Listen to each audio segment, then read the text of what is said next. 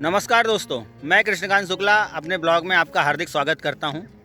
एक बार की बात है, एक दूर शहर में एक महात्मा का आगमन हुआ।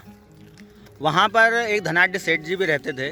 उनको जब इस बात की सूचना मिली कि एक कोई महापुरुष आए हुए हैं और लोग काफ़ी संख्या में श्रद्धालु उनसे मिल रहे हैं, तो उनको लगा कि यार ये जो आदमी आया हुआ है ये मुझसे क्यों नहीं मिला, मैं तो यहाँ का नगर सेठ हूँ। इसी अहंकार में उससे रहा नहीं गया और वो अपने 4-5 लोगों को लेकर घोड़ा गाड़ी में बैठकर और वहाँ महात्मा जी से मिलने चले गए। जाके सूचना दी कि महात्मा जी से एक नगर सेठ आए हुए हैं मिलने के लिए। महात्मा जी के जो कर्मचारी थे, जो 1-2 सेवक थे, उन्होंने बताया कि कोई नगर सेठ आपसे मिलना चाहते हैं। महात्मा जी ने बोला ठीक है, आप उन्हें बैठा लिए, उनसे बोलिए कि मैं अभी किसी से चर्चा परिचर्चा कर रहा हूँ, इसके बाद मैं उनसे बात करूँगा। इतना सेवक ने यही बात सेठ जी को बोली। सेठ जी काफ़ी गुस्से में तिमतिमा गए। उन्होंने बोला ये क्या बात हुई, मैं नगर सेठ हूँ, मैं उस साधु से मिलने आया हूँ और उसके पास समय नहीं है मुझसे मिलने के लिए। इतना अहंकार। इतना बोलकर वो अंदर चला गया और उन्होंने बोला मुझे आपसे बात करनी है।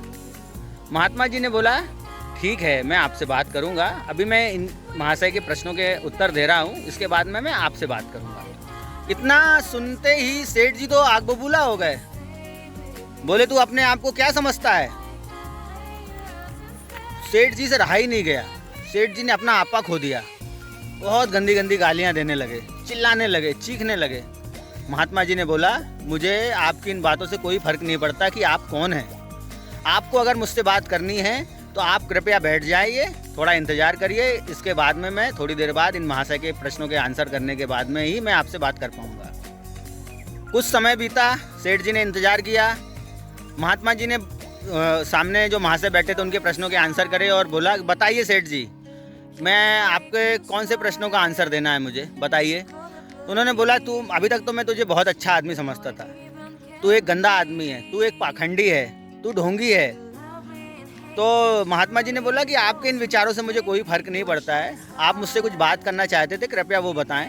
बोले अब मुझे तुझसे कोई बात नहीं करनी है, तेरे घमंड को देख के मैं समझ गया हूँ, अब देख तू इस शहर में कैसे रहता है। इतना बोलकर सेठ जी जाने लगे।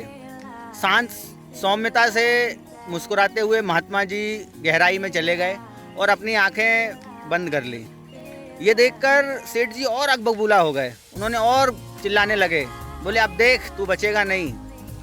कुछ देर में महात्मा जी ने अपनी आंखें खोली और सेठ जी जब जाने लगे तो उन्होंने बोला सेठ जी, मुझे पता है कि आप मुझसे मिलने आए थे और आपको इंतज़ार करना पड़ा, इसके लिए मैं क्षमा प्रार्थी हूँ, लेकिन आप एक बहुत ही सज्जन आदमी हैं और आप बहुत सुंदर हैं, बहुत अच्छे हैं, आप काफ़ी दयावान हैं, दयाशील हैं, मैंने सुना है आपके बारे में। इतना सुनते ही सेठ जी गदगद हो गए, उनसे फूला नहीं समाया।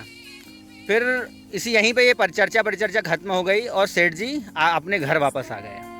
सेठ जी जब घर वापस आ गए तो वो प्रतिदिन अपने पिताजी से मिला करते थे। उनके पिताजी काफ़ी वृद्ध हो गए थे। पिताजी ने अनायास ही उनसे सेठ जी से पूछ लिया कि बेटा आज तू काफ़ी प्रसन्न दिख रहा है, क्या बात है। तो सेठ जी ने उनको सारी घटना बताई।